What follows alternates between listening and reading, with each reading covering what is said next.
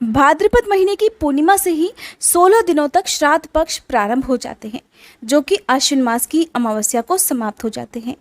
श्राद्ध यानी कि श्रद्धा, जिसे हम अपने पूर्वजों के प्रति अर्पण करते हैं।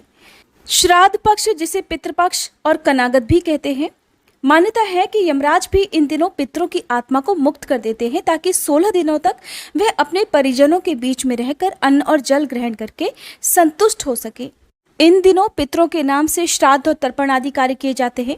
पुराणों के अनुसार मृत्यु के बाद पिंडदान करना आत्मा की मोक्ष प्राप्ति का सहज और सबसे सरल मार्ग है।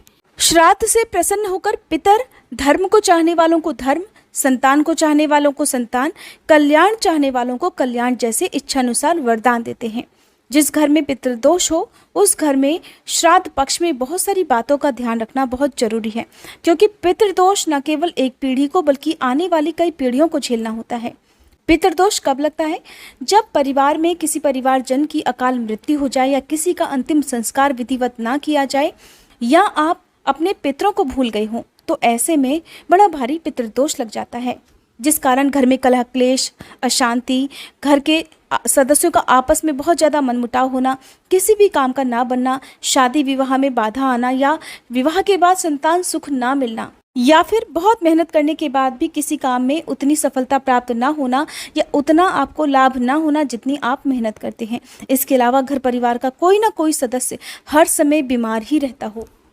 श्राद्ध करने का पुण्य कितनी पीढ़ियों को मिलता है, या कितनी पीढ़ियों तक श्राद्ध करना चाहिए, तो उसे आप इस बात से समझिए कि पिता के जिस शुक्राणु के साथ जीव माता के गर्भ में आता है, उसमें 84 अंश होते हैं, जिनमें से 28 अंश तो शुक्रधारी पुरुष के खुद के भोजन आदि से उपार्जित होते हैं, और 56 अंश पूर्व पुरुषों के रहते हैं।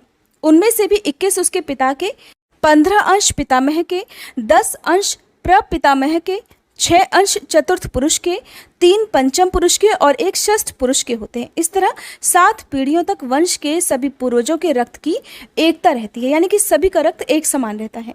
इस तरह से श्राद्ध या पिंडदान मुख्यतः 3 पीढ़ियों तक के पितरों को ही दिया जाता है। पितृपक्ष में किए गए कार्यों से पितरों की आत्मा को तो शांति प्राप्त होती ही है, साथ ही श्राद्ध कर्म करने वालों को भी पितृ ऋण से मुक्ति मिल जाती है। पितर पक्ष केवल 16 दिनों के ही क्यों होते हैं, कम या ज़्यादा क्यों नहीं होते? तो पौराणिक कथा के अनुसार इसका संबंध महाभारत काल के दानवीर कर्ण से माना जाता है। पौराणिक कथा के अनुसार मृत्यु के बाद कर्ण को जब मोक्ष नहीं मिला तो उन्हें स्वर्ग पहुंचाया गया। स्वर्ग में उन्हें खूब सोना दिया गया, खाने में भी सोना ही परोसा गया। कर्ण ने जब देवराज इंद्र से इसका कारण पूछा तो उन्होंने कहा कि हे कर्ण, आपने जीवन भर केवल सोने का ही दान किया, पितरों की शांति के लिए कभी कोई अन्य चीज दान ही नहीं की, इसलिए आपको यहाँ पर सोना ही दान में दिया जा रहा है। दानवीर कर्ण के उपाय पूछने पर देवराज ने कहा कि जब तक आप पितरों का कर्ज नहीं चुका लेते तब तक आपको मुक्ति नहीं मिल सकती। इस पर कर्ण ने कहा कि उन्हें पितरों के लिए दान को लेकर कोई जानकारी नहीं थी, इसलिए उन्होंने अपने कर्मों को सुधारने के लिए एक मौका और मांगा। इसके बाद कर्ण को फिर से 16 दिनों के लिए धरती पर भेजा गया। इन 16 दिनों में कर्ण ने अपने पूर्वजों को याद करके गरीबों और जरूरतमंदों को अन्न का दान किया, पितरों के निमित्त दान तर्पण किया। ये समय भाद्रपद मास की पूर्णिमा से लेकर आश्विन मास की अमावस्या तक था। तब से इन 16 दिनों को पितरों का ऋण चुकाने वाले दिन माना जाने लगा। साल 2023 में श्राद्ध पक्ष प्रारंभ होंगे 29 सितंबर शुक्रवार को पूर्णिमा तिथि से और समाप्त होंगे 14 अक्टूबर शनिवार को सर्वपितरी अमावस्या के दिन। और इस बार सर्वपितरी अमावस्या के दिन ही साल का दूसरा सूर्य ग्रहण भी लगने वाला है। 29 सितंबर शुक्रवार को पूर्णिमा श्राद्ध रहेगा। 30 सितंबर शनिवार को द्वितीय श्राद्ध रहेगा। 1 अक्टूबर रविवार को तृतीया श्राद्ध रहेगा। 2 अक्टूबर सोमवार को चतुर्थी श्राद्ध है। 3 अक्टूबर मंगलवार के दिन पंचमी श्राद्ध रहेगा। 4 अक्टूबर बुधवार को षष्ठी तिथि का श्राद्ध रहेगा। 5 अक्टूबर गुरुवार के दिन सप्तमी तिथि का श्राद्ध रहेगा। 6 अक्टूबर शुक्रवार को अष्टमी तिथि का श्राद्ध रहेगा। 7 अक्टूबर शनिवार के दिन नौमी तिथि का श्राद्ध रहेगा। 8 अक्टूबर रविवार को दशमी तिथि का श्राद्ध रहेगा।